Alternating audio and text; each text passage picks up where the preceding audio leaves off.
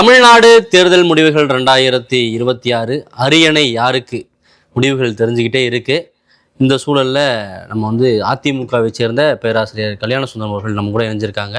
இது தமிழ்நாடு தேர்தல் முடிவுகள் 2026 associate sponsor Kayal agro foods, Danny shelters. Sir வணக்கம். வணக்கம். வணக்கம். தேர்தல் முடிவுகளை பார்க்குறீங்க, எதிர்பார்த்த ஒன்றா யாருமே எதிர்பார்க்காத ஒன்று நடந்துகிட்டு இருக்குன்னு சொல்லி எல்லாருமே பேச ஆரம்பிச்சிருக்காங்க. இல்லை, வெளிப்படையான அந்த உண்மையை எல்லாரும் ஏற்றுக்கிட்டா வேணும். இது யாருமே எதிர்பார்க்காதில்லை, மக்கள் எதிர்பார்த்துருப்பாங்க போலதான் தெரியுது. தமிழ்நாட்டில் இருக்கிற அரசியலாளர்கள், தமிழ்நாட்டில் இருக்கிற அரசியலை பற்றி பேசுகிற மக்களுக்கு செய்திகள் சொல்லுகிற ஊடகங்கள், இது டோட்டலாக அவங்களுடைய சிந்தனைக்கு நேர் எதிர் திசையில் மக்கள் சிந்திக்கிறாங்க அப்படிங்கிறதா புரிஞ்சுக்க வேண்டியிருக்கு. நான் இந்த கரூர் சம்பவம் நடந்தபோது சில விவாதங்களில் பேசுகிற போது பேசுனேங்க. ஒட்டுமொத்த ஊடகமும் தாவேக்காக்கு எதிராக பேசிட்டு இருக்கிறாங்க. ஆனா ஒட்டுமொத்த மக்களும் திமுகக்கு எதிராக பேசிட்டு இருக்கிறாங்க. முதல் முறை நான் களத்தில் இப்படி பாக்குறேன்னு நான் ஒரு 2-3 நேரலையில சொன்னேன். அதாவது என்னன்னா, ஊடகங்கள் ஒரு பக்கமும் அதுக்கு நேர் எதிர் திசையில மக்கள் நகர்ந்துட்டு இருக்கிற அந்த சம்பவத்தை பார்த்தோம். ஆனா இப்ப தேர்தல் முடிவுகளை பார்க்கிற போது எனக்கு இன்னும் இந்த முடிவுகள் மேல இப்ப வரைக்கும் எனக்கு நம்பிக்கை இல்லை. இன்னும் இது தாவேக்கா இவ்வளவு இடங்களை பெறுவதற்கு வாய்ப்பு இல்லை. இன்னும் மாறுவாங்க. அண்ணா திராவிட முன்னேற்ற கழகத்தினுடைய எண்ணிக்கை அதிகமாகும் அப்படிங்கிறத என்னுடைய பார்வை. ஒரு 12 மணிக்கு மேல அதை நம்ம எதிர்பார்க்கலாம் நான் நினைக்கிறேன். ஆனாலும் கூட தாவேக்காவினுடைய இந்த தொடக்க கட்டத்திலேயே இவ்வளவு பெரிய தாக்கம் ஒன்று இருக்கு பாருங்க. இது யாரும் எதிர்பாராதது. இதுக்கு நம்ம என்ன சமாதானங்களை சொல்லியும் நாம தப்பிக்க முடியாது, அப்படிதான் நான் நினைக்கிறேன். அரசியலாளர்களினுடைய சிந்தனையை தாண்டி இந்த 5 வருட திமுக ஆட்சி அரசியல்வாதிகள் மீது, அரசியல் மீதே மக்களுக்கு ஒரு வெறுப்பை ஏற்படுத்தி இருக்கிறது என்பதனுடைய நேரடியான எடுத்துக்காட்டு வெளிப்பாடு. திமுக ஆட்சி மட்டும் இல்லாம 2 திராவிட கட்சிகள் மீதும் இருக்கக்கூடிய அதிருப்தி இதை பார்க்கலாம்ல. இல்ல, நான் என்ன சொல்றேன்னா, இப்ப அண்ணா திராவிட முன்னேற்ற கழகத்தை பொறுத்த வரைக்கும் இப்ப வரைக்கும் வந்துட்டு ரிசல்ட்லயே பர்ஃபார்ம் பண்ணியிருக்கோம். இப்ப நீங்க 2024 தேர்தலில் 40 இடங்களையும் இழந்தோம். வெற்றி பெற முடியாத சூழல்கள்லாம் இருந்தது. அதே மாதிரி 2021 தேர்தலை விட நாங்கள் இப்போ எங்களுடைய எண்ணிக்கை அதிகரிச்சு தான் போகுது. ஸோ எங்களுடைய எஃபர்ட் நாங்கள் போட்டிருக்கிறோங்கிறதும் அந்த எஃபர்ட்ல வெற்றி அடைஞ்சிருக்கிறோங்கிறதும் வெளிப்படையாக தான் இருக்குது. இது வரைக்கும் வருகிற ரிசல்ட்ல வெளிப்படையாக தான் இருக்குது. பட் அது போதுமான அளவுக்கு போய் சேரல அப்படிங்கிறது தான். அப்போ அதுக்கு என்ன காரணம்? இல்லை, ஏன் எங்கள் திராவிட கட்சிகளுடைய தோல்வியில் அதிருப்தி அப்படின்னு நான் சொல்கிறேன்னா, நீங்கள் டிஎம்கேவுக்கும் அதிமுகவுக்கும் தான் போட்டி அப்படின்னு நீங்கள் ஒரு ஸ்டாண்ட் சொன்னீங்க. திமுகவும் அதை தான் சொன்னாங்க. ஆனால் விஜய் தான் திமுகவுக்கும் டிவிகேவுக்கும் தான் போட்டி அப்படின்ற காட்டிடுச்சு பாருங்க. இப்போ ரிசல்ட் திமுகவுக்கும் தாவேக்காக்கும் போட்டின்னு சொன்னால் அதிமுக இப்போ லீட் எடுத்து எவ்வளோ தூரம் போயிட்டு இருக்கேன். அதனால அது அந்த கருத்து விஜயோட கருத்துல எனக்கு விஜயோட அந்த கருத்துனாலதான் அதிமுக இந்த அளவுக்கு மேல வந்திருக்கா. திமுகவோட ஓட்டை ரொம்ப ஸ்பிளிட் பண்ணிருக்காருன்னு பார்க்க முடியாதா? இல்லையே, அப்படி நீங்க பார்க்க முடியாதுங்க. இப்ப திமுகவோட ஓட்டை ஸ்பிளிட் பண்ணியிருந்தா அதிமுக வின் பண்ணிட்டு வந்திருக்கணும். இப்ப ஸ்பிளிட் பண்ணது யாருங்கிற கேள்வி வந்துருச்சே. அதெல்லாம் அப்படி நான் நினைக்கல. ஸ்பிளிட் பண்ணாருங்கிற இடத்துல இருந்தெல்லாம் விஜயினுடைய கட்சி தாண்டிடுச்சுங்கிறதா என்னுடைய பார்வை. இப்போ இருக்கிற ரிசல்ட்லயே என்னுடைய கணிப்பு சரியா இருந்தா இன்னும் இதுல கிட்டத்தட்ட ஒரு 40 தொகுதிகள் விஜய் குறையும்னு என்னுடைய எதிர்பார்ப்பு. இப்ப இருக்கிற அந்த 40 தொகுதிகள் யாருக்கு போகணும்? அதிமுக வரும்போது என்னுடைய எதிர்பார்ப்பு. அப்படித்தான் நான் நினைக்கிறேன். இப்போதைய நிலவரப்படி பார்த்தோம்னா திமுக ஆரம்பத்துல இருந்தே ஒரு 50 அந்த இடங்கள்லயே தான் இருக்காங்க. நீ தபால் ஓட்டு எண்ணும் போதுங்க, நான் தபால் ஓட்டு எண்ணிக்கையில முழுமையா கேட்டேன். எல்லா மாவட்டங்களுக்கு கூப்பிட்டு எங்க ரிப்போர்ட்டர் செட்டையும் கேட்டேன். தபால் ஓட்டுல திமுக நிறைய இடங்கள்ல லீட் எடுத்தாங்க. கிட்டத்தட்ட 70 தொகுதிகள் முன்னிலை வரைக்கும் திமுக வரும்போது நாங்க ஒரு 20 தொகுதிகளும் தாவேக்கா ஒரு 3-4 தொகுதிகள் ட்ரையல் ஆயிட்டு இருந்த ஒரு கட்டம் இருந்தது. அது ஆரம்ப நிலையில் இருந்தது. பிறகு அது மாற இப்பவுமே நீங்க மீறி போன மணி 11 போது ஒரு 5லிருந்து 6-7 சுற்றுகள் எண்ணிருக்கலாம். மொத்தம் 20 சுற்றுக்கு மேல இருக்கு ஒவ்வொரு தொகுதியிலையும். எனவே இதே ட்ரெண்ட் கண்டினியூ ஆகும் அப்படிங்கிறத இன்னுமே என்னால் நம்ப முடியல, ஏற்றுக்க முடியல. ஒருவேளை அது அப்படி கண்டினியூ ஆச்சுனாலும் அண்ணா திராவிட முன்னேற்ற கழகத்தை பொறுத்த வரைக்கும் எங்கள் எஃபர்ட் போட்டிருக்கேன். எங்கள் பொதுச் செயலாளனுடைய எஃபர்ட்டுக்கான ஒரு அந்த முழுமையான சக்ஸஸ் எங்களுக்கு கிடைக்கல அப்படிங்கிற மாதிரியான தோற்றம் இருக்கிறதே ஒழிய, போன தடவை நாங்கள் இப்போ 40க்கு 40 தோல்வி அடைஞ்சிருந்த சூழலிருந்து ஒரு பெரிய மேலே வந்திருக்கோம். அப்போ நான் என்னுடைய புரிதல் இதில் என்னவா இருக்குதுன்னா, திமுகவோட இந்த 5 ஆண்டு கால ஆட்சி, இன்னொன்று நான் ஊடகத்திலே உட்காந்து இப்படி சொல்கிறேங்காட்டி நீங்கள் சங்கடப்படக்கூடாது. ஏன்னா நாங்கள் எதிர்பார்த்த வெற்றியை நோக்கி இன்னும் போகலை அப்படிங்கிறதையும் பார்க்குறோம். அதனால் நான் ஊடகங்களுக்கும் ஒரு விஷயத்தை சொல்ல விரும்புகிறேன். ஆளுங்கட்சிக்கு என்ன வேணாலும் ஊடகங்கள் ஒரு வெளிச்சத்தை கொடுத்து கொண்டே இருந்து ஆளுங்கட்சி செய்கிற எந்த தவறையும் சுட்டி காட்ட மாட்டோம்னு நீங்கள் ஒரு குறிப்பிட்ட தனியார் தொலைக்காட்சிங்க இந்த தேர்தலுக்கு 2 மாசத்துக்கு முன்னாடி ஒரு விவாதம் நடத்துது. அந்த விவாதத்துல கடைசியில கருத்து கணிப்பு எடுக்கிறாங்க. அந்த கருத்து கணிப்புல தேமுதிக திமுக கூட்டணிக்கு போனது 2 ஆப்ஷன் கொடுக்குறாங்க. திமுகவுக்கு பலம், அதிமுகவுக்கு பின்னடைவு. இப்படியெல்லாம் ஊடகம் செயல்பட்டுச்சுன்னா இப்படித்தான் ரிசல்ட் வந்து சேருங்க. புரியுதா? இப்ப எதிர்கட்சியா வந்து அதிமுக செயல்பாடு வந்து கம்மியா இருக்குன்னு பாக்குறீங்களா? ஏன்னா ஆட்சிக்கு எதிரான மனநிலையில தான் வந்து இந்த அளவுக்கு தாவேகாவுக்கான ஒரு ஆதரவு இருக்கிறத பார்க்க முடியுது. இந்த இடத்துல வந்து அதிமுக தங்களுடைய பெர்ஃபார்மன்ஸ் வந்து கம்மியா இருக்கு அப்படின்னு பார்க்க முடியுமா? இல்ல, நான் அப்படி நினைக்கல. அதிமுகவினுடைய நல்ல பெர்ஃபார்மன்ஸ் தான் இந்த அளவு இவ்வளவு பெரிய அதிருப்தி மக்களுக்கு ஏற்பட்டு, இந்த ஆட்சி மேல ஏற்பட்டு இவ்வளவு கோபாவஸ்தை காட்டும் போதும் கூட அதிமுகவுக்கு உரிய இடத்தை விட அதிக இடத்தை கொடுத்துட்டு இருக்காங்க பாருங்க. போன தடவை நாங்க வென்ற இடத்தை விட அதிக இடத்தை கொடுத்துட்டு இருக்காங்கிற ஒரு ஸ்கோரை பாக்குறோம். அப்போ அதிமுக கிரவுண்ட்ல இருக்கிற பார்ட்டி, அதிமுக மீது நம்பிக்கை குலையவில்லைன்னு நாங்க சொன்னது உண்மைன்னு நிரூபிக்கப்பட்டிருக்குது. சரிதானுங்களா? நீங்க அரவிந்த் கெஜ்ரிவால் வந்து டெல்லியில முதல் முறை வின் பண்ணி வரும்போதுங்க ஒரு ஒரு பெரிய அளவுல அவரோட கட்சி நின்றும் முடிச்சிருங்கிற மாதிரியான ஒரு தோற்றம் இருந்துச்சு. நீங்க ஒருவேளை விஜய் ஆட்சி அமைக்கிறதுக்கு வாய்ப்பு இல்லை, எனக்கு தெரிஞ்ச ஒரு தனிச்சு கட்சியாக ஆட்சி அமைக்க வாய்ப்பே இல்லை. அப்படி ஏதாவது ஒன்று நடந்தாலும் கூட நீங்க இந்த கட்சியெல்லாம் காலத்துல நின்று நிரூபிக்கிறதுக்கு காலம் எடுக்கும். சரிதானுங்களா? அதனால இப்போ இந்த முடிவுகளை பொறுத்த வரைக்கும் நான் ஏற்றுக்கொள்கிறேன். இந்த முடிவுல வந்து ஒரு நாம் யாருமே எதிர்பார்க்காத, ஒருவேளை நீங்க எதிர்பார்த்தீங்க, நீங்க யாருக்கு ஓட் போட்டீங்கன்னு எனக்கு தெரியல, ஆனா நம்ம யாருமே பொதுவாக அரசியலாளர்கள் எதிர்பார்க்காத ஒரு முடிவு வந்திருக்கிறது. ஆனாலும் கூட நான் சொல்றேன், இது மக்கள் கொடுக்கிற முடிவுங்கிறது வந்து நாம் இன்னமும் நாம் அறிவாளிகள் மாதிரி நினைச்சிட்டு மக்கள் எல்லாம் இப்படி சிந்திச்சிட்டாங்கன்னு யோசிக்க கூடாது. மக்கள் தான் என்றைக்குமே அறிவாளிகள். அதனால அது பார்ப்போம், போட்டுங்க. ஓகே, இப்போ வந்து தாவேகாவோட பிரச்சாரம் அது வந்து வென்றிருக்கா, இல்லை விஜயோடைய செல்வாக்கு வந்து மக்கள்கிட்ட ஈடுபட்டிருக்கா, இல்லை என்ன விஷயம் வந்து தாவேகா வந்து லீட் பண்ணிருக்கு? இன்னொரு பக்கம் நீங்கள் வந்து திராவிட கட்சிகளுடைய ஒரு தோல்வி அப்படின்ற மாதிரி இதை எடுத்துக்கலாமான்னு கேட்டதுக்கு அதுக்கு விளக்கங்கள் கொடுத்தீங்க. அப்போ விஜய் அப்படிங்கிற ஒரு அபிமானம் தான் அங்கே வென்றிருக்கா, என்ன நினைக்கிறீங்க? இல்லை, அதுதான் ஒரு டேஞ்சரஸ் சைனாக நான் பார்க்குறேங்க. எனக்கு விஜயினுடைய இந்த இவ்வளோ சீட் வாங்கியிருக்காரு, ஒரு ஆட்சியை அமைச்சாலும் அதெல்லாம் நான் பற்றி கவலையே படல. ஏன்னா மக்கள் கொடுக்குற தீர்ப்பு வரும். ஆனால் எனக்கு இருக்கிற குறைந்தபட்ச அறிவுன்னு ஒன்று இருக்கு இல்லைங்களா, அதிலிருந்து நான் வந்து தமிழ்நாட்டை நினைத்து கவலைப்படுவதே அதில் தான். அதாவது இதில் இப்போ முன்னிலை காட்டி கொண்டிருக்கிற வேட்பாளர்களில் 90 விழுக்காடு வேட்பாளர்கள் மக்களிடம் வந்து ஓட்டு கேட்கவே இல்லை. ஒரு தொகுதியினுடைய, நான் உங்களுக்கு இது உண்மையை சொல்றேன், இது எத்தனை பேர் அது ஏற்பாங்கன்னு தெரியல, பக்கத்து தொகுதிக்குள்ள ஒருத்தர் ஓட்டு கேட்டு இருந்தாருங்க. நாங்கள் வண்டியை நிறுத்தி தொகுதி அந்த பக்கத்துன்னு சொல்லிட்டு போனோம். தொகுதியோட எல்லை தெரியாம.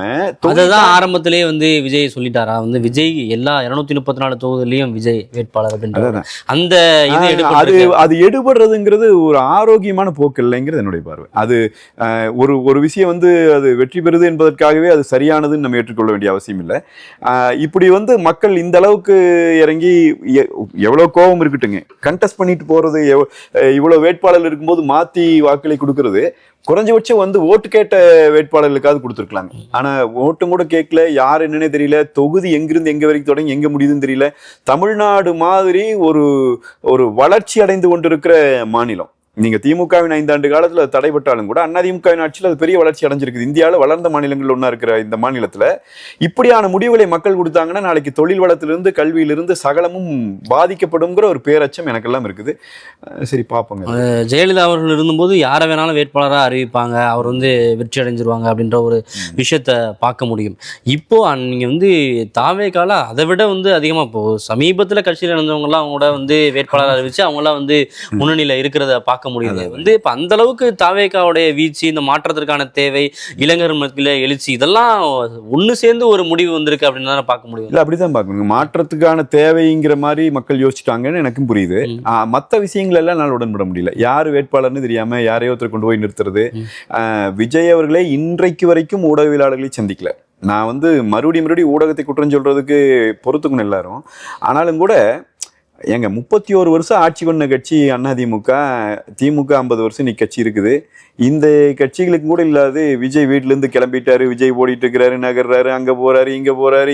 இதே வேலையா பண்ண ஊடகங்கள் வந்து அதுக்கான பலனை தமிழ்நாட்டு மக்களுக்கு கொடுத்துருக்குறாங்கன்னு நான் நம்புறேன். ஏன்னா இப்போ விஜய் அவர்கள் அப்படிங்கிறது ஒரு மிகப்பெரிய சினிமா நட்சத்திரம். அவர் என்ன ஒரு ஆக்டிவிட்டி பண்ணாலும் அதை வந்து காட்டணும் அப்படிங்கிறது வந்து மீடியாவுக்கு ஒரு நிர்பந்தம் அப்படின்ற மாதிரி ஒரு சூழலா அப்படி இல்லைங்க, ஒரு அரசியலுக்கு வர்றாரு. நீங்க திரு ஸ்டாலின் அவர்கள் வீட்டுல இருந்து கிளம்புறாரு. என்னைக்காவது ஸ்டாலின் கிளம்பிட்டார், முதலமைச்சர் கிளம்பிட்டாருன்னு காருக்கு பின்னாடியே லைவ் யூனிட் ஓடிருக்கா? இல்ல அவர் ஒரு நட்சத்திரம் இல்ல. அதுதான் அந்த கேள்வியா நான் வைக்கிறேன். என்ன கேட்கிறேன்னா, அந்த இடத்துக்கு மீடியாவும் தள்ளப்பட்டதா அப்படின்ற ஒரு கேள்வி. அது மீடியாவுக்கு வந்து அது ஒரு வியாபார நோக்கமாக தான் நான் பாக்குறேன். அது ஒரு வியூஸ் அதிகம் அடிக்கணும், பார்க்கறதுல டிஆர்பி ஏற்றணும். அப்போ இந்த மாதிரியான நீங்க அரசியல்வாதிகள் மேல குற்றம் இல்லைன்னாலும் நான் சொல்லலை. அரசியலாளர்கள் பெரிய அளவில் தவற விட்டுருக்கிறாங்க. திமுகவினுடைய மேல நாங்க பெரிய குற்றச்சாட்டு அதெல்லாம் தாண்டிட்டு இன்னொரு ஃபேக்டரா நான் இதை சொல்றேன். இல்ல அதுதான் இந்த மீடியா அவரை ஃபுல்லா ஃபோக்கஸ் பண்ணுச்சு. அவர் கிளம்புறதுல இருந்து எங்க போறாரு எங்க வராது எல்லாத்தையுமே லைவ் காட்டினாங்க. அதனால மட்டுமே வாக்களிச்சிட்டாங்க அப்படின்றத வந்து எந்த அளவு ஏத்துக்க முடியும்னு தெரியல. ஏன்னா ஆட்சி அதிகாரம் இருக்கு திமுக கிட்ட. நான் மறுபடியும் சொல்றேன், அதனால மட்டுமே வாக்களிச்சிட்டாங்கன்னு நான் சொல்லல. அது ஒரு மிகப்பெரிய காரணம் சொல்றேன். இப்ப நீங்க அதிமுக திமுக வந்து கணிக்க தவறிடுச்சுங்கிறத நான் முதலே சொல்லிட்டேன். அது உண்மை. அந்த தப்பை வந்து நான் மறைக்கவோ அது வந்து அதுல சமரசத்துக்கெல்லாம் நான் போகல. ஆனால் இதுல ஊடகங்களுடைய இன்னொன்னு, நீங்க குறிப்பா திமுகவினுடைய இந்த பின்னடைவுக்கு காரணம் இடிப்பாறை இல்லா ஏமரா மன்னன் கெடுப்பாரிலானும் கெடும்னு வள்ளுவன் சொன்னா பாத்தீங்களா? அந்த குறளை வந்து திமுக அறிவாலயத்துல மேல எழுதி பொறிச்சு வச்சுக்கணும். குறிப்பா அமைச்சர்கள் எல்லாருமே வந்து பின்னடைவு செஞ்சிருக்காங்க. அதையும் பார்க்க முடியுது. இவ்வளோ காலமா வந்து தொடர்ந்து வெற்றி பெற்ற திமுக அமைச்சர்களுடைய தொகுதிகளில் கூட பின்னடைவு அப்படிங்கிறத ஆரம்ப கட்ட ஒரு முடிவா பார்க்க முடியுது. இது என்னத்தை காட்டுது அப்படின்றது இருக்குல்ல. முதலமைச்சரே காணாம ஓடிட்டு இருக்காரு, நீங்க அமைச்சர்களுக்கு போயிட்டீங்க எல்லாம் எனக்கும் அப்படித்தான் இருக்குது. அப்படி பார்த்தா எடப்பாடி தொகுதியிலேயே டிவி சின்னத்துல போட்டிட்டவர் ஒரு சில இடங்கள்ல முன்னணி வந்தார். ஏதாவது சும்மா போட்டிருப்பாங்க. எடப்பாடி நான் முதல்ல இதுல இருந்தே பார்த்தேன். முதல் தொகுதி அதிமுக லீடிங் எடப்பாடி தான் வந்தது. அது தொடக்க அந்த இடத்துல தாவேகா போட்டிட்டு இருந்தா என்ன நிலவரம்ன்றது இருக்குல்ல. அதனாலதான் ஒரு கேள்வி இருக்கு. ஆரம்பத்துல இருந்து அது சர்ச்சையாயிட்டு இருக்கு. அந்த வேட்பாளர் வந்து பின்னணி வந்ததுல இருந்து இருக்குல்ல. இல்ல அதுக்கு அவங்க வந்து வேட்பாளர் போட்டுக்கிட்டாங்கல்ல. நீங்க வேட்பாளர் சின்னம் விசில் சின்னம்னு ஒண்ணு இல்ல உங்களுக்கு. அதை வந்து நீங்க வந்து அப்படி பார்க்கணும்ல. பார்க்கலாம். இப்ப நீங்க எடப்பாடியார் வந்து ஒரு 25,000 வாக்குகளுக்கு குறைவா வெற்றி பெற்றாருன்னா அதை பேசலாம் மறுபடி. நான் இப்பவே சொல்றதே. அதனால அதெல்லாம் நீங்க அங்கெல்லாம் வந்து ஒன்றும் வேலை இல்லை அவங்களுக்கு. அப்புறம் அவங்க ஏன் நிக்கலைங்கிறது நாம அதுக்கு ஒன்றும் சொல்ல முடியாது இல்லைங்களா? இல்ல என்னன்னா அது ஸ்டாலின் என்ன 15,000 ஓட்டு பின்னடைவா? 15,000 இல்ல 15,000 வாங்கியிருக்காரு. அந்த வித்தியாசம்ன்றது அடுத்துதான் வரும். இப்போதைய நிலவரம் பார்த்தோம்னா கிட்டத்தட்ட 105 இடங்கள் தாவேகா இருக்கு, 79 இடங்கள் அதிமுக இருக்கு, திமுக 50 இடங்கள். திமுகன்றது அந்த 50 இடங்கள்லே தான் இருக்கிறாங்க ஆரம்பத்துல இருந்து. இது தாவேகா தான் மாறிக்கிட்டே இருக்கு. இப்போ 98ல இருந்து 100 105 வரையும் வந்திருக்காங்க. அதுக்கு இன்னொன்றதுக்கு சரி பார்ப்போம். நீங்க எனக்கு தெரிஞ்சு இன்னொரு மணி நேரம் பார்ப்போங்க. இன்னொரு மணி நேரத்துல ஒரு சரியான முடிவுகளுக்கு நம்ம வரலான்னு நான் நினைக்கிறேன். ஏன்னா சில இடங்கள் ஏன் அப்படி நான் சொல்றேன்னா சும்மா போர்வோக்கில் சொல்ல, எனக்கு பொறுத்த வரைக்கும் நான் போய் பிரச்சாரத்துக்கு போன தொகுதிகளில் சில தொகுதிகளில் ரொம்ப குறைவான வாக்குகளில் ட்ரையலிங் இருக்கு. அதனால அதெல்லாம் வந்து ஒரு நல்ல இந்த இடத்துல அதிமுகவுக்கு ஒரு எண்ணம் வருமா? ஆரம்பத்துல வந்து தாவேகாவும் அதிமுகவும் ஒரு கூட்டணி அமைக்கிற மாதிரியான ஒரு பேச்செல்லாம் இருந்துச்சு. எடப்பாடி பழனிசாமி அவர்கள்லாம் கூட வந்து சிக்னல் கிடைச்சிருச்சுன்னா பேசினாரு. இந்த இடத்துல அதை வந்து அதிமுக யோசிக்குமா? நம்ம ஒருவேளை தாவேகாவோட கூட்டணி அமைச்சிருக்கலாம் அப்படின்ற ஒரு வாய்ப்பை நழுவ விட்டதா? அதிமுகவை பொறுத்த வரைக்கும் தொடக்கத்திலிருந்தே தாவேகாக்கு மட்டும் இல்லை எல்லாருக்குமே நம்ம ஒரு அறிவிப்பு கொடுத்தோம். அதாவது திமுகவே அரசியல் இருந்து அப்புறப்படுத்துறதுக்கு இந்த சக்திகள் அத்தனை பேர் ஒன்றிணையணும் அப்படிங்கிற ஒரு கோரிக்கையை நாங்கள் வச்சிருந்தோம். இன்னொன்று நீங்க கரூர் சம்பவத்துக்கு பிறகு எங்க பொதுச் செயலாளர் வந்து பேசுனது அப்படிங்கிறது இவங்க கூட கூட்டணிக்கு போகணுங்கிற சிந்தனையிலெல்லாம் பேசல. உண்மையில் இல்லை. திமுக காரர்கள் மறுபடியும் சொன்னாங்க. அதையே அதாவது எங்கிட்ட சொல்லலை, நேரடியா தொலைக்காட்சி விவாதங்கள்லயே பேசினாங்க. எடப்பாடியார் மட்டும் அமைதியா இருந்திருந்தாருன்னா, விட்டுட்டு போயிருந்தாருன்னா, நாங்க விஜய் வந்து குண்டாஸ்ல கொண்டு போயிருப்போம். கரூர் பிரச்சனையில விஜய் குண்டாஸ்ல போட்டு உள்ள கொண்டு போயிருப்போம். இந்த பிரச்சனையே இருந்திருக்காது. ஆனா எடப்பாடியார் வந்து தேவையில்லாம காப்பாத்தி விட்டார். இந்த விமர்சனத்தை அவங்க வச்சுட்டே இருந்தாங்க. இன்றைக்கும் நான் சொல்றேன், இந்த ரிசல்ட் வந்துட்டு இருக்கிற இந்த நேரத்திலையும் நான் சொல்றேன், எடப்பாடியார் அறம் சார்ந்த அரசியல் செய்தார். அவரை பொறுத்த வரைக்கும் தேர்தலில் சந்திக்கலாம், விஜயை சந்திக்கலாம், வேற யார் வந்தாலும் தேர்தலில் சந்திக்கலாம். ஆனால் அறத்துக்கு புறம்பான வழியில் நீங்கள் வந்து அங்கே ஒரு பெரிய கொலையே கட்டவிழ்த்து விட்டுட்டு அதை வந்து ஒரு தரப்பு மேலே தள்ளிட்டு போகக்கூடாது அப்படிங்கிறதுல அவர் உறுதியாக இருந்தார். எனவே அதனால எங்களுக்கு இந்த பின்னடைவு வந்திருக்கும் அப்படின்னு சொன்னால் நாங்கள் மகிழ்ச்சியோடு அதை ஏற்றுக்கிறோம். இல்லை அதனால பின்னடைவு அந்த கூட்டணி வந்து அமைச்சிருக்கலாமோன்ற ஒரு பேச்சு வந்து வாக்குப்பதிவு சமயத்தில் கூட அது இருந்துச்சு. தாவேகாவும் அதிமுகவும் கூட்டணி அமைச்சிருந்தா கண்டிப்பாக வெற்றி பெற்றிருக்கலாம் அப்படின்னு ஒரு பேச்சு இருந்துச்சு. இந்த எக்ஸிட் போல் வரையும் கூட தாவேகா இந்த அளவுக்கு வந்து தனிப்பெரும்பான்மை பெரும்பான்மையாக வாங்குவாங்க அப்படின்ற ஒரு நம்பிக்கை யாருக்குமே இல்லை. அப்போ கூட வந்து அதிமுகவும் தாவேகாவும் கூட்டணி அமைச்சிருந்தா பெரிய அளவில் வெற்றி பெற்றுக்கலாம் அப்படின்ற ஒரு பேச்சு இருந்துச்சு.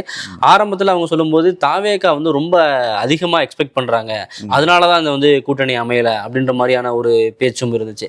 ஸோ இப்போ தாவேகா வாங்கி இருக்கக்கூடிய வாக்குகள் அப்படிங்கிறது பார்க்கும்போது அந்த அவங்களுடைய எக்ஸ்பெக்டேஷன் எல்லாமே வந்து சரிதானோ அப்படின்ற ஒரு பார்வையும் பார்க்க வேண்டியிருக்கு. அதெல்லாம் கணிக்க தவறிடுச்சோ அதிமுக? இல்லை நான் அப்படி நினைக்கலீங்க. நம்ம முழுமையான எஃபர்ட் போட்டோம். இவங்க கூட இப்போ தாவேக்கா கூட கூட்டணிக்கு போகணும் அப்படிங்கிறது தொடக்கத்திலிருந்தே வந்து ஏதோ ஏதாவது ஒரு குறிப்பிட்ட ஒரு கொள்கையின் அடிப்படையில் ஏதாவது அடிப்படையில் இருந்திருக்கலாம். நாம் ஒரு அறைகோலை கொடுத்தோம், அதையே தாவேக்கா வந்து பொருட்படுத்தலப்ப. ஒருவேளை அது நடந்துருந்துச்சுன்னா வேறு விதமான மாற்றங்கள் வந்திருக்கும். இப்போவும் இவ்வளோ பெரிய இது நடந்துட்டு இருக்கும்போது நமக்கு இருக்கிற ஒரு பெரிய திருப்தி என்னென்னா, இந்த செல்வ பெருந்தகையை அவரை காங்கிரஸ் கட்சிக்கு தலைவராக வச்சிருந்ததுக்கு தான் நம்ம நன்றி சொல்லணும். அந்த ஒரு மனுஷன் இல்லைன்னா இன்னைக்கு காங்கிரஸ் கூட்டிகிட்டு போய் அங்கே சேர்த்திருப்பாங்க. அவங்க 2 பேரும் கருவாடான காங்கிரஸ் மறுபடியும் எந்திரிச்சு உட்காந்துருக்கும். நல்ல வேலையை தப்பிச்சிருச்சு.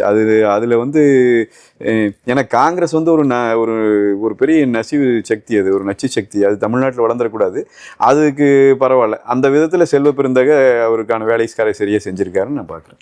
ஆனால் இன்னொரு பக்கம் நீங்கள் முன்னாடியே கேட்டதான், அதிமுக தாவேகா கூட கூட்டணி அமைச்சா தான் இந்நேரம் அவங்க வந்திருப்பாங்க அப்படின்ற ஒரு பேச்சு இருக்கும். அதை வந்து பிஜேபி தடுத்துருச்சு அப்படின்ற ஒரு பார்வை முன்வைக்கப்படுது. பிஜேபி கூட்டணி அமைஞ்சதுனாலதான் அதிமுக. நாங்க வந்து ஏற்கனவே சொன்னோம், பிஜேபி கூட ஒரு தேர்தல் முடிஞ்சு ரிசல்ட் வரும்போது கூட்டணி கட்சி மேல குறை சொல்றது சரியா இருக்காது. நாங்க வந்து பிஜேபி ஏற்கனவே நாங்க சொன்ன ஒரு நேச்சுரல் அலைன்ஸ் தான் அது. அதுல ஒன்றும் எங்களுக்கு வருத்தமெல்லாம் இல்லை. நாங்க அதை பிஜேபியோட வச்ச அலைன்ஸ் வந்து நல்லபடியா தான் ஒர்க் அவுட் ஆயிருக்குதுன்னு தான் நாங்கள் நினைக்கிறோம். இப்போ தாவேக்கா வந்து அதை கொள்கை எதிரி நாங்கள் பிஜேபியை நாங்கள் மீண்டும் அதை வலியுறுத்தினோம். கொள்கை எதிரிகள் வந்து தேர்தல் அரசியல் கூட்டணி வைப்பதில் எந்த பிழையும் இல்லை. இந்தியாவிலேயே மிகப்பெரிய கொள்கை எதிரின்னு சொன்னால் காங்கிரஸும் கம்யூனிஸ்டும் தான். 2 பேர் ஒரு கூட்டணியில் இருக்கிறாங்க இல்லையா. கொள்கை எதிரிகளுக்கு அரசியல் தேர்தல் கூட்டணிக்கும் சம்பந்தம் இல்லைன்னு சொன்னோம். ஆனால் அதை அவர்கள் ஏற்றுக்கொள்கிற மனநிலையில் அவர்கள் இல்லை. எனவே அந்த வாய்ப்புகள் தள்ளி போச்சுங்க, தவறி போச்சு.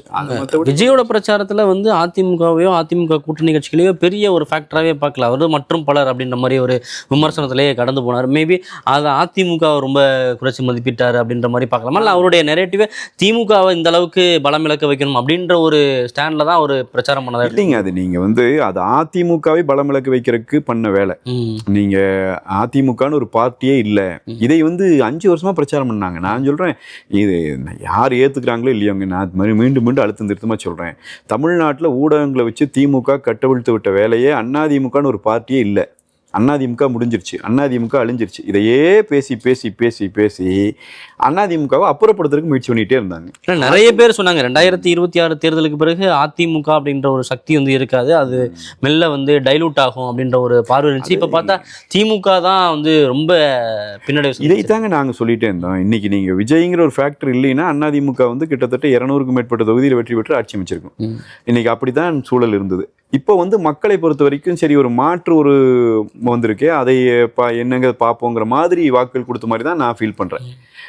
மற்றபடி அண்ணா திராவிட முன்னேற்ற கழகத்தின் மீது மக்களுக்கு எந்த விதமான வெறுப்போ கோபமோ இல்லை என்பதுதான் நிரூபிக்கப்பட்டிருக்கு. இல்லை, தமிழ்நாடு அரசியலில் கடந்த கால வரலாற்றில் புதுசாக ஒரு கட்சி ஆரம்பித்து இந்த அளவுக்கு தனியாக போட்டிட்டு இந்த அளவுக்கு வெற்றி பெற முடியுமா அப்படின்ற ஒரு கேள்வி எல்லாருக்குமே இருந்துட்டு இருந்துச்சு. எக்ஸிட் போல் ரிசல்ட்லேருந்து ஆரம்பித்து கருத்து கணிப்புகள்லாம் கூட அது மாதிரியான ஒரு முடிவுகளை தான் கொண்டு வந்து கொடுத்தாங்க. ஸோ ஆனால் தாவேக்கான ரொம்ப ஸ்ட்ராங்காக சொல்லிக்கிட்டு இருந்தது ஒரு எம்ஜிஆர் ரெஃபரன்ஸ் அப்படின்னு சொல்லி. எம்ஜிஆர்னு அவர் சொல்லும்போது கூட வந்து எம்ஜிஆர் வந்து ரொம்ப நாள் வந்து பாலிடிக்ஸில் இருந்தார், திமுகவில் இருந்தார், படிப்படியாக தான் அவரே வந்து ஆட்சிக்கு வர முடிஞ்சது அப்படின்ற ஒரு பார்வையை முன் வச்சாங்க.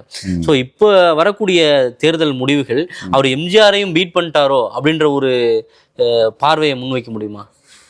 எம்ஜிஆர் பீட் பண்ணிட்டாருன்னு நீங்க எப்படி சொல்லுவீங்க? நீங்க அந்த செனாரியோ சொல்ல வரேன். அந்த வெற்றிக்கான இது இருக்கு இல்லையா, அந்த நம்பர்ஸ் வந்து அப்படி நீங்கள் பார்த்தீங்கன்னா 77 தேர்தலில் இப்போ புரட்சித் தலைவருடைய தொடக்கத்திலிருந்தே அவருடைய வெற்றி தான் அது. இடைத்தேர்தலில் கோவை மேற்காகட்டும், திண்டுக்கல் நாடாளுமன்ற இடைத்தேர்தலாகட்டும், அதன் பிறகு 77 தேர்தலாகட்டும், அவர் தொடர் வெற்றிகளை பெற்றார். அது பெரிய வெற்றிகளே அன்றைக்கி அண்ணா திராவிட முன்னேற்ற கழகம் பெற்றுச்சு. நான் அந்த மாதிரியான ஒரு நிகழ்வு நடப்பதாகலாம் நான் இப்போ பார்க்கல.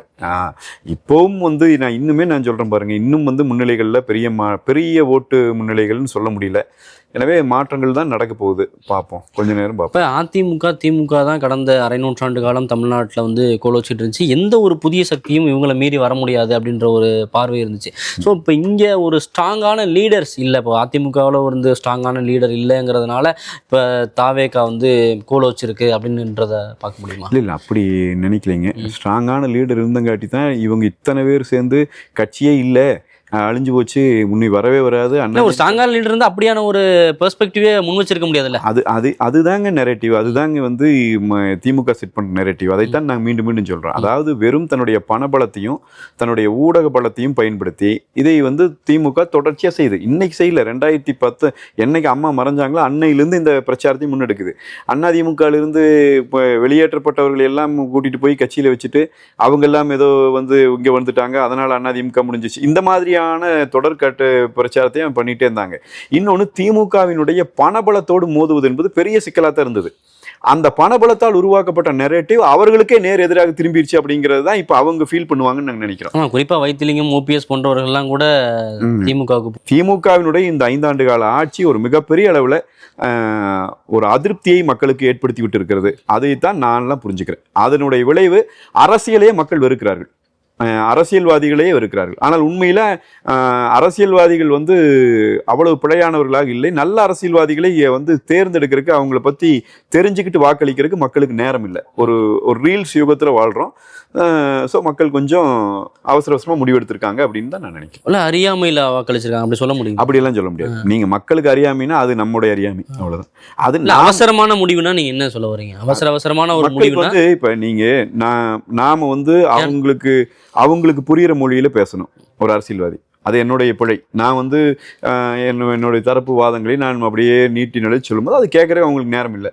அவங்களை பொறுத்த வரைக்கும் சடனா ஒரு மாற்றம் அப்படிங்கிறது வந்தோட ஸ்பீச்லேயே அதுதான் சொன்னேன். நான் மற்ற அரசியல் கட்சி மாதிரி பேச மாட்டேன், 10 நிமிஷம் தான் பேசுவேன், மற்றவர்களை வந்து விமர்சிச்சு பேச மாட்டேன் அப்படின்ற மாதிரியான ஒரு ஸ்டாண்ட்லாம். இதை வந்துங்க, இது வந்து எனக்கு ரொம்ப பிற்போக்குத்தனமா பட்டுச்சு. இன்னும் நிறைய அரசியலாளர்களுக்கு அது பிற்போக்குத்தனமா பட்டிருக்கும், ஊடகவியலாளருக்கு பிற்போக்குத்தனமா பட்டிருக்கும். ஆனா காமன் பப்ளிக்கு அது ஏதோ முற்போக்கு மாதிரி பட்டிருக்குது. அதனாலதான் நோட் போட்டிருக்காங்க. அது பிற்போக்கு சிந்தனையா முற்போக்கு சிந்தனையா இல்லை சரிதானாங்கிறதெல்லாம் அப்புறம் காலம் தானே காட்டணும். அது நாம் இப்போ முடிவு பண்ண முடியாது. எனவே மக்களை வந்து நம்ம விமர்சிக்கிறதுக்கெல்லாம் ஒன்றும் கிடையாது. அவங்க எடுத்திருக்கிற முடிவு, அந்த முடிவை எல்லாரும் ஏற்றுக்கொண்டு போக வேண்டியதான். இந்த முடிவில் நாம் இனி அடுத்தது என்ன செய்யணும் அப்படிங்கிறது தான் அரசியல். தமிழ்நாடு அரசியல் போக்கையே இது மாற்றிருக்கு. திராவிட அரசியலுக்கு வந்து ஒரு செக் பாயிண்ட் வச்சிருக்கு அப்படின்னு பார்க்க முடியுமா தாவேகா? அப்படி இது அவங்களும் திராவிடம் தான் சொல்றேன் இருக்குன்னு பிரதான. எனக்கு நான் என்னங்கிறேன், தத்துவத்துக்கு ஓட்டு போடுறதா நான் நினைக்கலிங்க. இது என்னோட கருத்து. அது திராவிடம் இதா தமிழ் அதெல்லாம் சும்மா வந்து கதை. நான் வந்து மக்கள் நலத்திட்டங்களை யார் நிறைவேற்றுகிறார்களோ, ஒரு ஸ்டேட், ஒரு வெல்ஃபேர் ஸ்டேட் நடத்துறதுக்கு யாருக்கு தகுதி இருக்கிறதோ அதைத்தான் மக்கள் பார்க்குறாங்க. உண்மையில் ஆட்சியாளர்களும் அப்படித்தான் இருக்க வேண்டும். எல்லா கட்சிக்கும் ஒரே ஒரு கொள்கை தான், ஒரே கொள்கையில் தான் எல்லா கட்சியும் இயங்குது. அது வந்து அரசியலமைப்பு சட்டம். அந்த அரசியலமைப்பு சட்டத்தை தாண்டி யாருக்கு எந்த கொள்கை இருக்க முடியாது. அப்படி இருக்கிற போது இந்த கொள்கையை வீழ்த்திடுச்சு, அந்த கொள்கை அதெல்லாம் ஒன்றுமே இல்லை. மக்கள் புதிதாக ஏதாவது ஒன்று வரட்டுமே அப்படின்னு ஒரு நம்பிக்கைக்குரிய மாற்று அப்படின்னு விஜய் பார்த்து. அப்போ 2 பேருக்குமான அதிருப்தி தானே வெளிப்படுது. 2 கட்சிகளையும் நாங்கள் பார்த்துட்டோம், புதுசாக ஒருத்தர் வரணும் அப்படின்றது வந்து 2 கட்சிகளுக்கும் மாறி மாறி வாக்களித்து மக்கள் வந்து சலித்து போயிட்டார்கள். இல்லை எனக்கு நானும் அப்படித்தான் சொல்கிறேங்க. இப்போ என்னன்னா, ஒரு எடுத்துனே ஒரு சிங்கிள் மெஜாரிட்டி வந்து அதிமுக வந்து இப்போ இவங்கெல்லாம் சொல்லிட்டு இருந்த மாதிரி 15 சீட்டு 20 சீட்டு அந்த நிலைக்கு போய், அல்லது குறைஞ்சபட்சம் திமுக கீழே போய் இப்படி எல்லாம் ஒரு நிலம் வந்துருந்துச்சுன்னா 2 பேத்துக்குமான வெறுப்புன்னு சொல்லலாம். நாங்கள் வந்து இப்போ லாஸ்ட் டைமை விட இது வரைக்கும் வந்திருக்க ரிசல்ட்டை பொறுத்த வரைக்கும் நாங்கள் பர்ஃபார்ம் பண்ணிட்டு இருக்கிறோம். நல்லா தான் பர்ஃபார்ம் பண்ணுறோம். சரிதானுங்களா? முதலமைச்சர் தோல்வி அடைகிற ஒரு தேர்தலாக தான் இது வரைக்கும் இது காட்டப்படுது. இல்லை திரும்பி முன்னிலைன்னு வந்ததுங்களா? ஆமா, முன்னிலையும் பின்னிலையும் ஓடிட்டு இருக்கிறாரு, மாறி மாறி வருது. அதுவே ஒரு இதுதான். ஆமா, அதுவே ஒரு பெரிய அடிதான். 27 அமைச்சர்கள் பின்னிலைனாங்க, அப்புறம் 4 பேர் 3 பேர் முன்னிலையும் பின்னிலையும் போயிட்டு இருக்குது. எனவே இன்னும் சேப்பாக்கம் தொகுதியே வந்து ஸ்ட்ராங்கான தொகுதிமா, அதுலயுமே இழுபறியா தான் மாறிட்டு இருக்கு. ஆமாங்க, நான் என்னுடைய பிரச்சாரங்கள்ல பேசினேன், குளத்தூர் சேப்பாக்கம் இத்தர முடிய போகுது அப்படின்னு. எனக்கு உண்மையிலேயே அப்படி ஒரு கணிப்பு இருந்தது. ஆனால் அது இந்த அளவுக்கு அது தாவேக்காக்கு ஒரு லீடு கொடுக்குங்கிறத நானுமே கணித்தேன். சென்னை திமுக கோட்டை அப்படிங்கிற ஒரு பேச்சும் இப்போ வந்து அடிபட்டு இருக்கு. ஒட்டுமொத்தமா திமுக அமைச்சர்களுடைய இருப்புமே வந்து கேள்விக்குறிகளா இருக்கு இந்த தேர்தலில். ஆமாங்க, அது வந்து வழக்கமான அரசியல் வந்து சொல்றேங்க. நீங்க இன்னொன்னு சொல்றேன், நான் இந்த தேர்தல் வந்து திமுகவினுடைய இருப்பையே கேள்விக்குறியாக்கி இருக்கு. நீங்க அமைச்சர்களை, முதலமைச்சரை, தனி நபர்கள் விட்டுருங்க, திமுகன்னு ஒரு கட்சியினுடைய இருப்பை அது கேள்விக்குள்ளாக்கி இருக்கிறது. இல்லை, கடந்த கால வரலாற்றில் அதிமுகவும் அது மாதிரியான ஒரு வீழ்ச்சியை சந்திச்சிருக்கு, திமுகவும் சந்திச்சிருக்கு. ஆனால் மீண்டும் வந்திருக்காங்க. அதிமுக கிட்ட திமுக தோத்துருக்கு, திமுக கிட்ட அதிமுக வெற்றி வாய்ப்பு இழந்திருக்கு. இது இந்த முறை நடந்திருக்கிற இதுல ஃபர்ஸ்ட் அண்ட் செகண்டுக்கு இடையிலான ஃபைட் என்று சொல்லி தமிழ்நாடு அரசியல் மறுபடியும் அந்த பைப்போலார் நிலை எடுக்கும்னு சொன்னா திமுக அப்புறப்படுத்தப்படும். அதிமுக அப்புறப்படுத்தப்படும், அதிமுக டைலூட் ஆகும் அப்படின்ற ஒரு பேச்சு எழுந்து திமுக அந்த மக்கள் அதை சொல்லல, ஊடகங்கள் சொல்லிட்டே இருந்தாங்க. அதிமுக அப்புறப்படுத்தப்படும்ங்கிறத திமுகவினுடைய நரேட்டிவ் செட் பண்ற சில ஊடகங்கள் மீண்டும் மீண்டும் பேசிட்டே இருந்தாங்க, மக்கள் கொண்டு போனாங்க. நான் தான் சொன்ன பாருங்க, கருத்து கணிப்பு இப்படி எடுத்துட்டு இருந்தாங்க. ஆனா மக்கள் அப்படி ஒரு தீர்ப்பு கொடுக்கல. மக்கள் திமுகவை விட மெச்ச நம்ப தகுந்த சக்தியாகத்தான் அதிமுகவை பார்த்திருக்கிறார்கள் என்பதை தான் வெளிப்படையா புரியுது. ஓகே, மக்கள் மாற்றத்தை விரும்புறாங்க அப்படிங்கிறத புரிஞ்சுக்க முடியுது. இப்போ அதிமுக திமுகவுக்கு மாற்றா ஒரு சக்தி வேணும்னு நினைக்கிறாங்க அப்படிங்கிறத புரிஞ்சுக்க முடியுது மூலமா. ஆனா சீமான் நீண்ட காலமா தனித்து போட்டிட்டு இருக்காரு, அவரால் கூட வெற்றி பெற முடியல அப்படின்ற ஒரு. சீமானுக்கு நான் மறுபடியும் சொல்றேங்க, நான் சொன்னா அவங்க சங்கடப்படுறாங்க. சீமானை ஒரு நம்பிக்கைக்குரிய மாற்றாக மக்கள் பார்க்கல. ஏன்னா அவர் அவர் வைக்கிற தத்துவத்தின் மீது மக்களுக்கு எந்த கோபமும் இல்லை. அப்படி இவங்களா சொல்லிக்கிறாங்க எங்களை தமிழ் தேசியத்தை ஏத்துக்கல, அதெல்லாம் ஒன்றும் இல்லை. மக்களுக்கு அந்த தத்துவத்தின் மேல எந்த கோபம் இல்லை. சீமான் அவர் ஒரு நம்பத்தகுந்தராக தன்னை காட்டிக்கவே அவர் விரும்பல. அவர் மீண்டும் மீண்டும் அவருடைய நம்பிக்கையை அவரே சிதைத்து கொண்டிருக்கிறார். ஒரு நம்பிக்கை உருவாகும், பிறகு அவரே சிதைப்பார், மறுபடியும் உருவாகும், அவரே சிதைப்பார். அதனால ஒரு நம்பிக்கைக்குரிய மாற்று அவர் இல்லை. இப்போ நாமெல்லாம் இந்த ரிசல்ட் எதிர்பார்க்கலிங்க, கண்டிப்பா எதிர்பார்க்கல. ஆனாலும் கூட ஒண்ணுமே பத்திரிகையாளர்களை சந்திக்கல, மேடையில் பேசல, என்ன கருத்து என்னன்னு சொல்ல, கொள்கை கோட்பாடு எதுவுமே பேசல. நாங்க மக்கள் வென்று நாங்க 2000 ரூபாய் மாதம் கொடுப்போம்னு சொன்னா நான் 2500 ரூபா கொடுப்பேன்னாரு. இப்படி நாங்க கொடுத்த வாக்குறுதிகளை அப்படியே எடுத்து இன்னொரு 500 ரூபாய் சேர்த்து பேசிட்டு இருந்த விஜய் மேல மக்களுக்கு இவ்வளவு நம்பிக்கை வருதுன்னா, அப்போ என்னன்னா ஒரு கருத்தையே உருவாக்காத விஜய் மேலேயும் கூட நம்பிக்கை வருது. ஆனால் தான் உருவாக்கிய கருத்தை தானே மீண்டும் மீண்டும் உடைத்துக் கொண்டிருக்கிற சீமானவர்களை நம்ப மக்கள் தயாராகலை. அப்படித்தான் நான் புரிஞ்சுக்கிறேன். அது நீ அவங்க ஏத்துக்கிட்டாலும் ஏத்துக்காட்டி அதான் உண்மை. சீமான் பத்தி சொன்னீங்க. விஜய் இப்போ எதுவுமே பண்ணல, களப்பணியாற்றல, பிரச்சாரம் பண்ணல, அரசியல் பேசல அப்படின்ற ஒரு குற்றச்சாட்டுகள் தொடர்ந்து முன்வைக்கப்பட்டுச்சு. இது மக்கள் பிரச்சனைகளை கூட பேசல, ஒரு ஊருக்கு போறாருன்னா அங்க இருக்க பிரச்சனைகளை கூட கரெக்டா பேச மாட்டாரு அப்படின்ற ஒரு விமர்சனங்கள் எல்லாம் தாண்டி இந்த ரிசல்ட்டை நீங்க ஒரு அரசியல்வாதியா, ஒரு கட்சி சார்பற்று நீங்க இதை எப்படி பாக்குறீங்க? இல்லையா, உண்மை அது எனக்கு மனசு ஏத்துக்கலாம், அதை சொல்லிட்டேங்களே. அது ரொம்ப பிழையான முன்னுதாரணம் தான் என்னுடைய அறிவுப்படுது. அது என்னுடைய அறிவு சரியா இல்லையாங்கிறதெல்லாம் அப்புறம் இன்னைக்கு ஆனந்தான் நிரூபிக்கணும். நீங்க ஒரு அரசியல்வாதிங்கிறவருக்கு ஒரு கமிட்மெண்ட் இருக்கணும், மக்கள் மத்தியில் இறங்கி அவர் பணி செய்யணும். அது நம்மளாம் 2026 வாழ்ந்துட்டு இருக்கிறோம். நீங்க இவ்வளவு பெரிய ஒரு நாட்டுல இப்படி ஒரு முடிவு மக்கள் போனாங்கன்னு சொன்னா இது ஒட்டுமொத்தமான தமிழ்நாட்டினுடைய வளர்ச்சியே இது பாதிக்கும்ங்கிறது என்னுடைய பார்வை. ஏன்னா திரு விஜய் அவர்கள் இன்னைக்கு வரைக்கும் அவருடைய ஆக்டிவிட்டிஸ், இனி நாளைக்கு எப்படி இருப்பாருன்னு சொல்ல முடியாது, ஆனால் இன்னைக்கு வரைக்கும் அவருடைய ஆக்டிவிட்டி ஒரு பத்திரிகையாளரை சந்திக்க முடியாத ஒரு நபராக தொடர்ந்து இருந்திருக்கிறார். தன்னுடைய கொள்கை என்ன என்பதையே அவரால் தெளிவுபடுத்த இன்னைக்கு வரைக்கும் முடியல. அதனால கொள்கை கோட்பாடு அது இது எதுவுமே இல்லாம அவர் அந்த சினிமாவில் இருந்தபோது ஒரு வேலையை அவர் செஞ்சிருக்கார். அந்த வேலை வெற்றி பெற்றிருக்குதோ அப்படிங்கிற டவுட் எனக்கு இருக்கு. 2015 எனக்கு ஞாபகங்க, 2015-16 அந்த காலகட்டத்தில் நான் ஒரு துபாய் போயிருந்தப்ப ஒரு நண்பர் ஒருத்தர் என்னை வழிபடுத்தினார். அவர் பேசும்போது சொன்னார், அண்ணா எங்க அண்ணன் வந்துருவாருங்கண்ணா அரசியலுக்கு, எங்களெல்லாம் நாங்களாம் தயாராகிட்டு இருக்கிறோம்னாரு. நீங்க என்ன எங்கன்னா, நான் விஜய் அந்த ரசிகர் அமைப்புல மக்கள் இயக்கம் அதுல இருக்கிறேங்க, நான் அவரு தான் அங்க பொறுப்பாளர், ஏதோ ஒரு பொறுப்புல இருந்தார். அப்புறம் நான் எனக்கு அன்னைக்கு ஏதோ ஆச்சரியம் வந்துச்சு, என்ன பேசிட்டு இருக்கிறீங்கன்னு. அப்புறம் பார்த்து ஆனா என்னன்னா அது ஒரு கட்டமைப்பாவே கட்டி கொண்டு வந்திருக்காங்க. நீங்க அந்த ரசிகர் மன்றம் அப்படிங்கிறத இப்போ கூட எல்லாருக்குமே ஆச்சரியம் தந்த விஷயம் என்னன்னு சொன்னா, யாரு கூட்டிட்டு வர்றான்னு தெரியல, எப்படி வழிபடுத்துறாங்கன்னு தெரியல, இத்தனை கூட்டம் வருது அப்படின்னா அவங்களுக்குள்ள ஒரு நெட்வொர்க்கை அவங்க தொடர்ச்சியா ஃபார்ம் பண்ணிட்டே இருந்திருக்கிறாங்க ஒரு 10 ஆண்டுகளுக்கு மேல. இல்லை, யாருமே கூட்டாம தான் கூட்டம் கூடுது, விஜய் பார்க்கறதுக்கே வருது, எல்லாமே ரசிகர் கூட்டம் வரதானே கடந்த ஒரு வாரங்களுக்கு முன்னாடி. இப்ப நாம என்னன்னா, நாம அந்த உள்ளுக்குள்ள இவங்க ஒரு நெட்வொர்க்கை ஃபார்ம் பண்ணி இவங்க வளர்ந்துருக்காங்க அப்படிங்கிறது இப்ப வெளிப்படையா தெரியுதுன்னு சொல்றேன். இப்ப இது நாம கணிக்க தவறிட்டோம், அதை நான் ஏத்துக்கிறேன். அப்ப அவங்க ப்ராப்பரா ஒர்க் பண்ணிருக்காங்க அப்படின்னு எடுத்துக்கலாமா? இதுவரையும் விஜய் வேலை செய்யல, விஜய் அரசியல் தெரியல அப்படின்றத மாத்திக்க முடியுமா? அந்த கருத்து வித்தியாசங்க. மக்கள் மன்றத்துல அவங்க வேலை செய்யல, இது குற்றச்சாட்டு இல்ல, இது வெளிப்படை. சரிதானுங்களா? ஆனால் தன்னுடைய அமைப்பை நெட்வொர்க் பண்றதுல ஒரு வேலை பண்ணிட்டு இருந்திருக்காங்க. அது ஒரு ரசிகர் மன்றத்தை நெட்வொர்க் பண்றதுக்கும் கட்சி கட்டுறதுக்கும் வித்தியாசம் இருக்குதுங்க. அதனால 2 வேலை. இந்த சூழல் அவங்களுக்கு கரெக்டா புரிஞ்சு வந்துருச்சு. ஏதோ ஒரு மாற்றம் வேணும். திமுகவினுடைய இந்த 5 ஆண்டு கால ஆட்சி அவ்வளவு ஒரு எரிச்சலை கொடுத்துருக்கு மக்களுக்கு. அது உண்மையும் கூட. திமுக இருக்கக்கூடாது அப்படிங்கிற சிந்தனை ரொம்ப அழுத்தம் திருத்தமும் வந்துருச்சு. அது வெளிப்பட்டு விஜய் அரசியல் பேசல, களப்பணியாற்றல அப்படிங்கிறதெல்லாம் தாண்டி விஜய் பேசின அந்த சென்டிமெண்டான பேச்சுகள் இது ஈடுபட்டிருக்க மக்களோட கனெக்டட் ஆகிற முறையான பேச்சுகள், அவர் உங்க வீட்டுல ஒருத்தர் அப்படின்ற மாதிரியான பேசின பேச்சுகள், அதெல்லாம் மக்கள்கிட்ட ஒரு தாக்கத்தை ஏற்படுத்தியிருக்கும்னு நினைக்கிறீங்க? அது எனக்கு புரியலைங்க. அது என்னன்னு புரியல. அது என்ன, அது அப்படித்தான் மக்கள் அப்படித்தான் தெரியுது. ஓட்டு போட்டிருக்காங்கன்னா, ஓ ஆமா அவர் நம்ம வீட்டில் ஒருத்தர்னு அவங்க நினைக்கிறாங்களா என்னங்க தெரியல. எனக்கு தெரிஞ்ச ஆனால் எல்லாத்தையும் தாண்டி ஏதோ ஒரு விதமான ஒரு மாற்றம் அப்படிங்கிற சிந்தனை.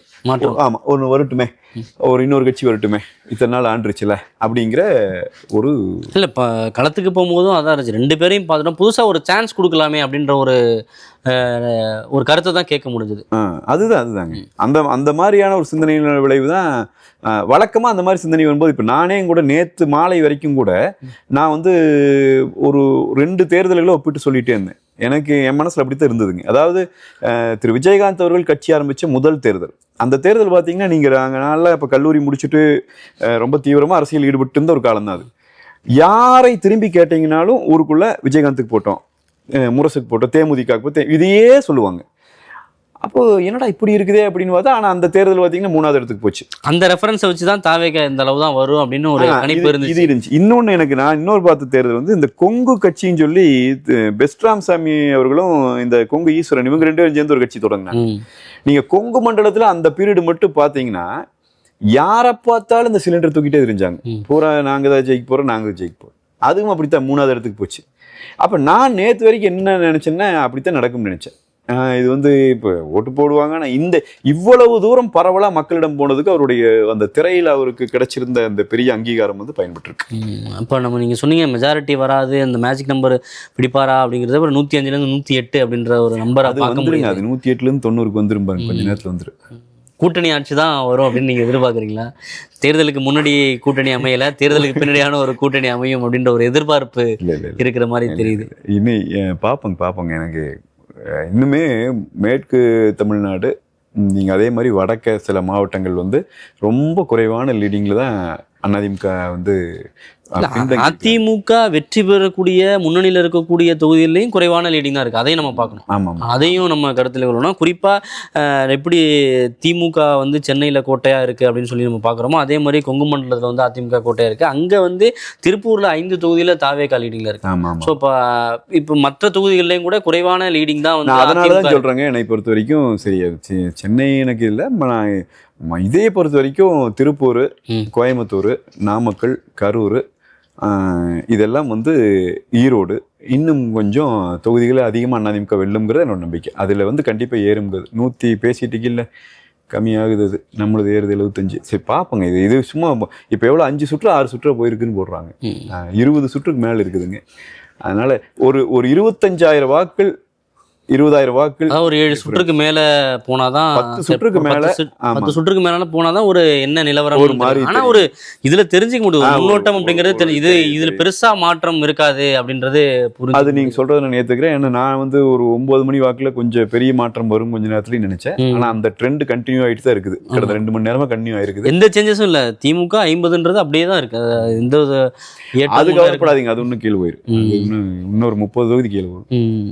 பிரச்சனை. ஓகே, இப்போ தாவேகாவுடைய அந்த வளர்ச்சியை எப்படி பார்க்குறீங்க? தாவேகா இந்த அவங்களுடைய செயல்பாடுகள் நீங்க எப்படி இருக்கணும்னு எதிர்பார்க்குறீங்க?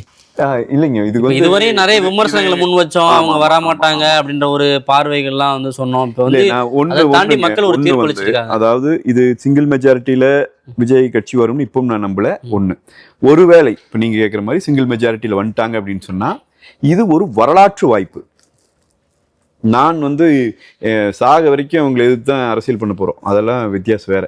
ஆனால் வரலாற்று வாய்ப்பு, இந்த வாய்ப்பை அவர்கள் சரியாக பயன்படுத்தி அப்படி வந்தால், வருவதற்கு வாய்ப்பு இல்லை, நான் தெளிவா சொல்றேன், வந்தால் அவர்கள் இந்த வாய்ப்பை சரியாக பயன்படுத்தி மக்கள் மனங்களை வெல்லுகிற அளவிற்கு தங்களுடைய பணிகளை அவர்கள் திருத்த வேண்டும். இந்த என்ன மக்களை எதிர்பார்த்து அவங்களுக்கு ஒரு மாற்றங்கள் எதிர்பார்த்தா எந்த வகையான மாற்றத்தை அவங்க கொடுக்கணுங்கிறத அவங்க ஆய்ந்து செய்யணும். குறைந்தபட்ச ஜனநாயக நடைமுறைகள், ஜனநாயக நெறிமுறைகளை விஜய் போன்றவர்கள் பின்னோக்கி இழுக்கக்கூடாது. ஒரு 30 வருஷத்துக்கு முன்னாடி இருந்த அரசியலுக்கு மறுபடியும் கொண்டு போய் உட்கார வைக்கக்கூடாது. ஜனரஞ்சகப்பட்டிருக்கு, உலகமே ஜனரஞ்சகப்பட்டிருக்க நேரத்தில் நான் வீட்டுக்குள்ளேயே தான் இருப்பேன், வெற்றி பெற்றவங்கள என் வீட்டுக்கு வந்து நிற்பாரு, நீங்கள் இங்கேயே இருந்து சட்டமன்றத்துக்கு பணியூருக்கு மாற்றிட்டாங்கன்னா எங்கே தெரியுதுங்க எல்லாரும். அதனால இந்த சிக்கலெல்லாம் இருக்குது, அதெல்லாம் பண்ணக்கூடாதுங்கிறது என்னுடைய, நான் அப்படித்தான் எதிர்பார்க்குறேன். ஏன்னா இது இந்த வாய்ப்பு நான் சொல்கிறேங்க, நம்மளாம் எவ்வளவோ விமர்சிச்சு எல்லாம் என்னமோ பண்ணோம். ஆனால் மக்களினுடைய மனநிலையில் இப்படி ஒரு வாய்ப்பு கிடைக்கிறதுங்கிறது பெரிய நீண்ட காலத்துக்கு பிறகுதான் யாரோ ஒருத்தர் கிடைக்குது. அப்படி ஒரு வாய்ப்பு விஜய்க்கு கிடைச்சிருக்கு. விஜய் 30 தொகுதி வென்றிருந்தாருனாவே என்னோட கருத்து இதுதான். ஆனால் இன்னைக்கு 108 லீடிங் காட்டிட்டு இருக்குது. எனவே அதை அவர் பயன்படுத்தணும். குறிப்பாக இளந்தலைமுறையை சேர்ந்தவர்கள் அவர் மீது பெரிய நம்பிக்கை வைத்திருக்கிறார்கள் என்கிற செய்தியை தான் நம்ம பார்த்தோம். அந்த இளந்தலைமுறை வாக்காளர்களுடைய அந்த நம்பிக்கையை அவர் சிதைத்து விடக்கூடாது. அது மட்டும்தான் நான் கோரிக்கை வைப்பேன். குறிப்பாக பார்த்தோன்னா நீங்கள் புதிய சக்தி வரும்போது, அதாவது தேமுதிக வரும்போது நிறைய எந்த பக்கம் திரும்பினாலும் தேமுதிகவுக்கு தான் வாக்களிச்சோன்னு சொன்ன மக்களை பார்த்தோம். நீங்கள் இதுலேயும் அதான் சொன்னாங்க. ஆனால் களத்துலையும் முடிவுகள்லையும் அது எதிரொலிச்சிருக்கு அப்படிங்கிறத பார்த்தா அந்த காலகட்டத்தில் சோஷியல் மீடியா பெருசாக இல்லை. இப்போ இவருக்கு சோஷியல் மீடியா ஒரு இம்பாக்டாக இருந்துச்சு அப்படின்ற ஒரு இதை பார்க்க முடியுமா? உண்மை, கரெக்ட். நீங்க தொடங்கும்போது நான் இதை நினைச்சேன். அன்னைக்கு திரு விஜயகாந்த் அவர்களுக்கோ மற்றவர்களுக்கோ இல்லாத வாய்ப்பாக இன்றைக்கு இருந்தது. அவங்க இன்னொன்று அதை சரியா லாபகமா பயன்படுத்தினாங்க. தாவேக்கா சோஷியல் மீடியா, ஒரு சேனல் பேர் வேண்டாம், ஒரு குறிப்பிட்ட தனியார் தொலைக்காட்சியில் இந்த விவாதங்கள் நடக்கும்போது நான் கேட்டேன், நீங்கள் இன்னைக்கு வரைக்கும் ஒரு ஓட்டும் கூட வாங்காமல் ஓட் பேங்கை நிரூபிக்காத தாவேக்காவுக்கு இவ்வளோ முக்கியத்துவம் கொடுக்குறீங்க, எதுக்காக? அதே மாதிரி நாம் தமிழர் கட்சி ஒன்றுலையுமே வெற்றி பெறல, அவங்களுக்கு இவ்வளோ முக்கியத்துவம் கொடுத்து 4 முனைன்னு மீண்டும் மீண்டும் நீங்கள் பரப்புறீங்களேன்னு கேட்டப்ப அவங்க எங்கிட்ட வெளிப்படையாக சொன்னது, நான் யூடியூப்பில் எடுத்து போட்டோம்னா வியூஸு கமெண்ட்ஸு அவங்களுக்கு தாங்க அதிகமாக போகுது, அவங்க தான் வியூஸ் இது பண்ணுறாங்க, அவங்க தான் கமெண்ட் பண்ணுறாங்க, சரியாதப்போ கமர்ஷியலாக அவங்க தானுங்க எங்களுக்கு அட்வான்டேஜாக கொடுக்குறாங்க அப்படிங்கிறத சொன்னாங்க. அதில் தாவேக்கா நல்லா செயல்பட்டு இருக்குதுங்கிறது வெளிப்படையாக தெரியுது. திமுகவுக்கு பெரிய அடி அப்படிங்கிறத பார்க்க முடியுது. அதே போல் நாம் தமிழருடைய வாக்குகளும் இங்கே பெரிய அளவில் இப்போ தெரியலைங்க, இன்னும் தெரியல பர்சன்டேஜ். இப்போ நமக்கே தெரியல, நமக்கே என்ன பர்சன்டேஜில் வருங்கிறத புரிஞ்சுக்க முடியல. மற்ற தேர்தல்கள் எல்லாம் டக்குன்னு கால்குலேட் பண்ணிடலாம், மொத்த ஓட்டு எவ்வளவு, 2 பேர் எவ்வளவு வாங்கியிருக்காங்க, எவ்வளோ பர்சன்டேஜுங்க, அது எளிமையாக தெரிஞ்சிடும். இப்போ அது கால்குலேட் பண்ணுற சிரமமாக இருக்குது. அதனால் நாம் தமிழனுடைய ஓட் பர்சன்டேஜ் நம்மளால் புரிஞ்சுக்க முடியல. நாம் தமிழர் இனி அவங்க சரி பார்ப்போம், அவங்க முடிச்சுட்டு இப்போ எல்லாருமே கேட்பாங்க, அதிமுக ப்ராப்பராக செயல்படலை, ஒரு எதிர்கட்சியாக செயல்பட்டு இன்னும் ஒரு ஸ்கோப் இருந்திருக்கலாமோ, இல்லை திமுகவுக்கு எதிரான நெரேட்டிவ்கள் பெரிய அளவில் கொண்டு போகலை அப்படின்ற ஒரு விமர்சனங்கள்லாம் தொடர்ந்து முன்வைப்பாங்க. ஆனால் நீங்கள் அதெல்லாம் இப்போ கரெக்டாக பண்ணியிருக்கோம், அதையும் மீறி விஜய்ங்கிற ஒரு சக்தி ப்ளே பண்ணியிருக்கு அப்படின்னு பார்க்குறீங்களா? இல்லை இன்னும் கொஞ்சம் நம்மளுடைய செயல்பாடுகளில் இந்த விஷயங்கள்லாம் பண்ணியிருக்கலாம் அப்படின்ற ஒரு முடிவுக்கு வர திமுகவுக்கு எதிராக அரசியல் ரீதியான விமர்சனங்களையும் போராட்டங்களையும் வச்சது அதிமுக மட்டும்தான். நான் இப்பவும் அதைத்தான் சொல்கிறேன். நீங்கள் திரு விஜய் அவர்கள் சொத்து வரி ஏற்றுனதுக்கு போராட்டம் உண்டா? மின்சார வரி ஏற்றுனதுக்கு, கட்டணம் ஏற்றுனதுக்கு போராட்டம் உண்டா? ஆனால் அது மக்கள் மத்தியில் எடுபட்டு அதுதான் நான் சொல்கிறேன். அப்போ அதுதான் நான் சொல்லுவேன். போராட்டங்கள் பண்ணுனதோ, இவர்களை எதிர்த்ததோ, இவர்களுக்கு எதிரான அரசியல் கருத்துரைகளை பரப்புரை பண்ணுனதையோ அதிமுக சோடை போகலை. அது யாருக்கு பயன்பட்டதுங்கிறது தான் பிரச்சனை. அது மாற்றமாக போட்டு விடுவோம் அப்படிங்கிற மாதிரி ஒரு சிந்தனைக்கு போய் சேர்ந்துருக்கு. குறிப்பாக இங்கே சென்னை போன்ற இடங்கள்ல இருக்கிறவங்க அதை அப்படி யோசிச்சிருக்காங்க அப்படிங்கிறது தெரியுது. ஓகே சார், தொடர்ந்து பார்ப்போம் முடிவுகள் என்ன வருது அப்படின்னு சொல்லிட்டு. உங்களுடைய நேரத்துக்கு நன்றி சார். மிக்க நன்றி. நன்றி.